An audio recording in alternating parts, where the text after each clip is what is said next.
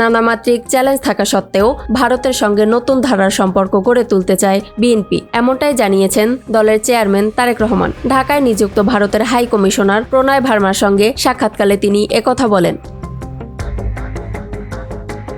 শনিবার বিকেল 5টার দিকে রাজধানীর গুলশানে বিএনপি চেয়ারম্যানের কার্যালয়ে অনুষ্ঠিত হয় এই বৈঠক। ভারতের হাইকমিশনার প্রণয় ভার্মার সঙ্গে সাক্ষাতে উপস্থিত ছিলেন বিএনপির মহাসচিব মির্জা ফখরুল ইসলাম আলমগীর এবং যুগ্ম মহাসচিব হুমায়ুন কবির।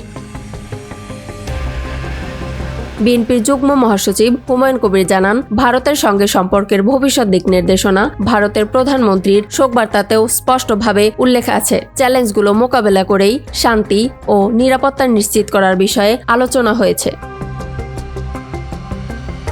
বিএনপি জানিয়েছে, সামনে আরও কূটনৈতিকদের সঙ্গে ধারাবাহিকভাবে বৈঠক অনুষ্ঠিত হবে। তারেক রহমানের প্রত্যাবর্তনের পর আন্তর্জাতিক মহলের আগ্রহ বেড়েছে। ভারতের হাইকমিশনার সহ তুরস্ক ও মিশরের রাষ্ট্রদূতরাও সৌজন্য সাক্ষাৎ করেছেন তারেক রহমানের সাথে। বিএনপি সরকার গঠন করতে পারলে কূটনৈতিক সম্পর্ক কিভাবে এগোবে সেসব নিয়েই আলোচনা হয়েছে এসব বৈঠকে।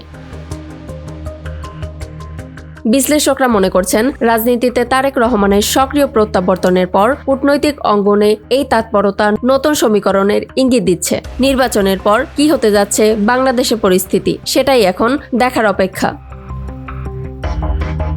ইয়ামনি, নিউজ ডেস্ক, নিউজ 24 ঘন্টা।